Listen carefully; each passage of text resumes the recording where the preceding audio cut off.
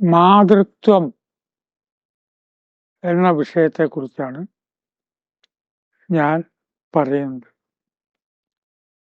നമ്മളിതൊക്കെ എത്രയോ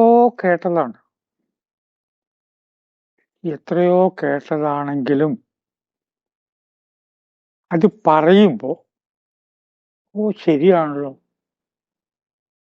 കുട്ടികൾക്ക് വരെ മാതൃത്വത്തെക്കുറിച്ചൊരു ക്ലാസ് കിട്ടുമ്പോഴാണ് അവരുടെ കണ്ണ് നിറയുക.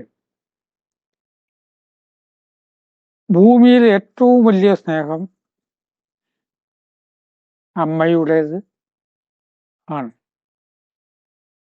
ഇന്ന് കുട്ടികൾക്ക് അമ്മയോടുള്ള സ്നേഹം കുറയുന്നുണ്ട്. അമ്മയ്ക്ക് മക്കളോടുള്ള സ്നേഹവും കുറയുന്നുണ്ട്.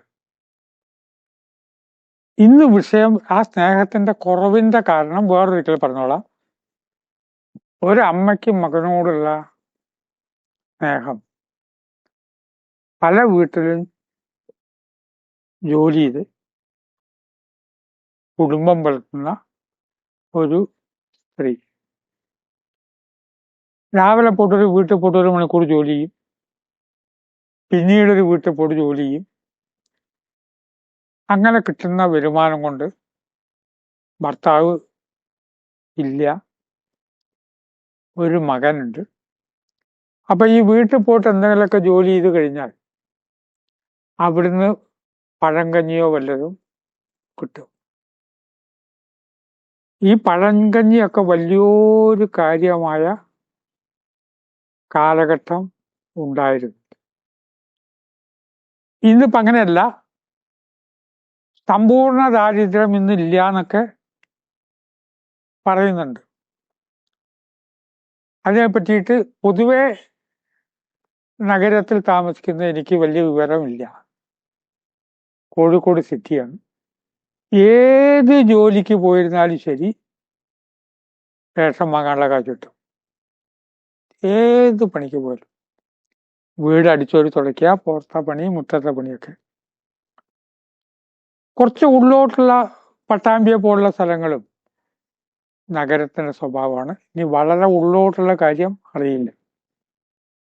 പക്ഷെ പഴങ്കഞ്ഞി വലിയൊരു കാര്യമായൊരു കാലഘട്ടത്തിൽ ഈ മകനെ അങ്ങനെ കഷ്ടപ്പെട്ട് അമ്മ വളർത്തി. പക്ഷെ മുതിരും തോറും മകന്റെ സ്വഭാവം വളരെ മോശമായിട്ടാണ് അമ്മയോട് പെരുമാറുക. അമ്മ സഹിക്കില്ല, എന്താ ചെയ്യുക? ഈ മക്കളുടെ സ്വഭാവം മോശമാണെങ്കിൽ നമ്മൾ പരമാവധി പറയാതെ ഒളിപ്പിച്ചു വെക്കുകയാണ് എല്ലാവരും ചെയ്യുക. ആരുടെ കാര്യത്തിലും എൻ്റെ ഇടത്തെ കൈ വലിയ കുറ്റവാളിയാന്ന് ഞാൻ പറയാൻ പറ്റൂ? ഇടത്തെ കൈ ഞാനും ഒന്നല്ലേ? അപ്പൊ മക്കളെ എന്ന് പറയുന്നത് നമ്മുടെ ശരീരത്തിന്റെ ഒരു ഭാഗം ആണ്. സ്വഭാവം മോശം. മകൻ കല്യാണം കഴിച്ചു, സ്വഭാവം മോശമായ സ്വഭാവം നന്നാവുമെന്നാണ് വിചാരിച്ചത്. കല്യാണം കഴിഞ്ഞ് ഇവിടെ വന്നപ്പോ മകന്റെ ഭാര്യയും സ്വഭാവം വളരെ മോശം. ഒരു ദിവസം മകനും ഭാര്യയും കൂടി പറഞ്ഞു, എവിടേക്കാ പോയി ജീവിക്കതള്ളേ? വീടൊക്കെ മകന് എഴുതി കൊടുത്തിരിക്കണം ആദ്യമേ. എവിടെയെങ്കിലും പോയി ജീവിക്ക് തള്ളേ എന്ന് പറഞ്ഞാൽ ഒരു നിർവാഹമില്ല. അവിടുന്ന് അമ്മ പോന്നു. അമ്മ പോന്നിട്ട് എവിടെയോ ജോലിക്കുന്നു. പലയിടത്താണ് ജോലിക്കുള്ള സമ്പാദ്യം ഒരു കൂട്ടി വെച്ചു. ഒടുവിലൊരു ഹോട്ടൽ നടത്തുന്ന ഒരാളുടെ വീട്ടില് ജോലിക്കാരിയായി. ഹോട്ടലിലെ ജോലിയും ചെയ്യും, ഇവരുടെ വീട്ടിലെ ജോലിയും ചെയ്യും. അയാള് മരിച്ചു. പിന്നെ അയാളുടെ ഭാര്യയാണ് ബാക്കിയുള്ളത്. അയാൾക്ക് ഈ സ്ത്രീയോട് വളരെ ഇഷ്ടമായിരുന്നു. ആത്മാർത്ഥതയുള്ള ജോലിക്കാരിയാണ്.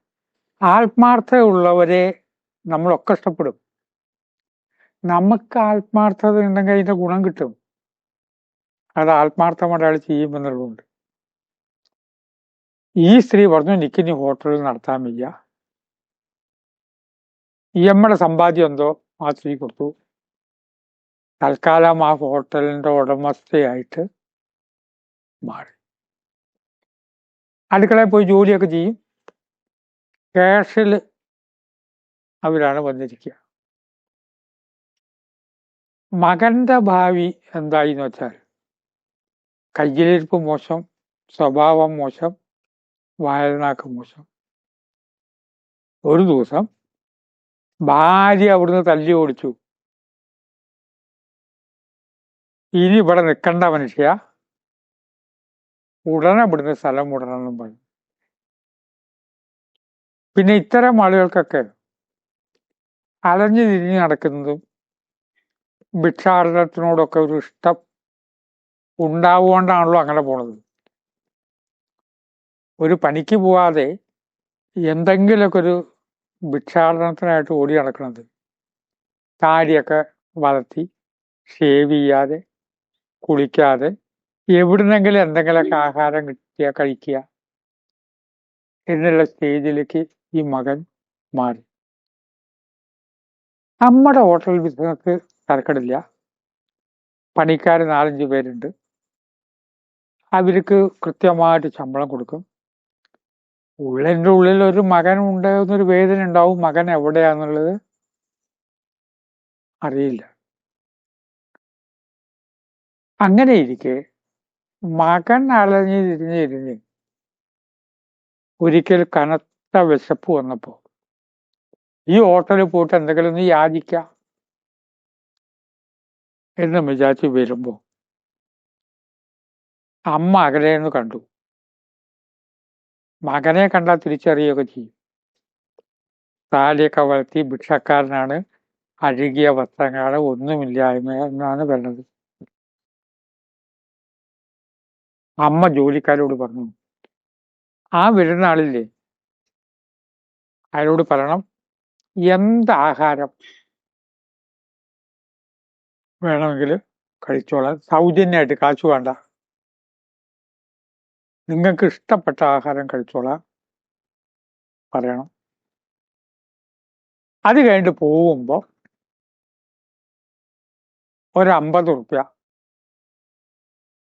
സൗജന്യം കൊടുക്കണം. കഥ നടക്കുന്ന കാലത്ത് 50 ഉറുപ്യ വലിയ തുകയാണ്.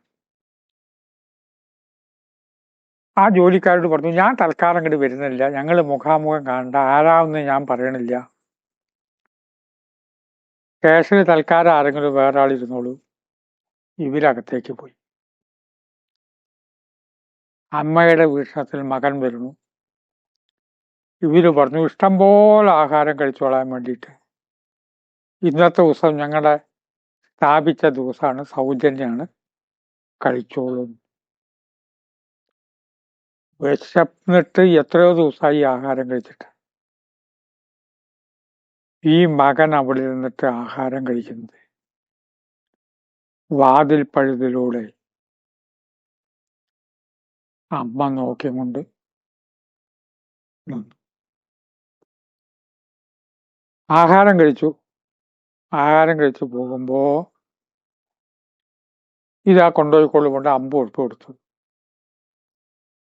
50 രൂപയും വാങ്ങി മകൻ പോവുകയാണ്. അമ്മ നോക്കിക്കൊണ്ട് വന്നു. അമ്മ അയാൾ പോയപ്പോ അങ്ങോട്ട് വന്നു. ഒരിടത്ത് നിന്നിട്ട് അങ്ങോട്ട് തേങ്ങിക്കരയാൻ തുടങ്ങി. ജോലിക്കാർക്ക് മനസ്സിലാവുന്നില്ല എന്താ കാര്യം എന്ന് ചോദിച്ചു. നേരത്തെ വന്നത്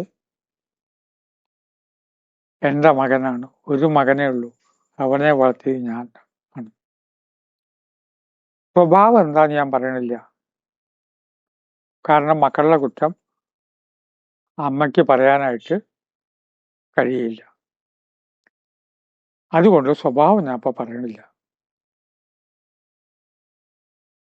അങ്ങനെ ഇരിക്കെ എന്നെ അഥവാ കണ്ടാൽ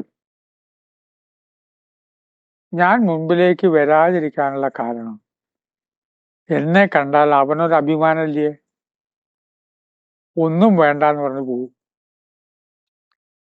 അപ്പൊ എന്റെ കുട്ടി പട്ടിണി നടക്കും. നിങ്ങൾ കൊടുത്ത ആഹാരം അവൻ സ്വാദോട് കൂടി തിന്നു.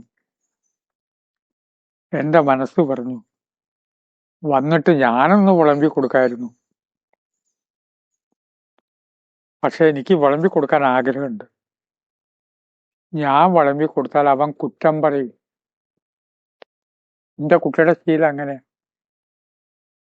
ഞാൻ വിളമ്പി കൊടുത്താൽ കുറ്റം പറഞ്ഞേ കഴിക്കുള്ളൂ. ഇപ്പൊ അവൻ സ്വാദോട് കൂടിയിട്ട് കഴിക്കുന്നത് എനിക്ക് കാണാനുള്ള ഭാഗ്യം ഉണ്ടായല്ലോ. അതും കഴിഞ്ഞ് 50 ഉറുപ്പ്യ നിങ്ങൾ കൊടുത്തു, അവൻ വാങ്ങിപ്പോയി. എന്റെ കുട്ടി വല്ലാതെ പട്ടിണി കിടക്കുമ്പോൾ ഉപയോഗിക്കാമല്ലോ. ഞാൻ കൊടുത്താൽ ചിലപ്പോ അവൻ വാങ്ങിയില്ലെങ്കിലോ, അഭിമാനത്തെ വരുന്നു.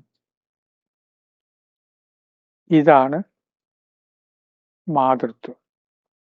മാതൃത്വത്തെ കുറിച്ച് പറയുമ്പോൾ ഇനി ഇതിന് യാതൊരു വ്യാഖ്യാനവും വേണ്ട.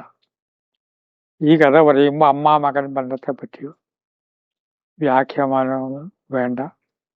ചിന്തയ്ക്ക് വിട്ട് വാക്കുകൾ സംവദിക്കുന്നു. നമസ്കാരം.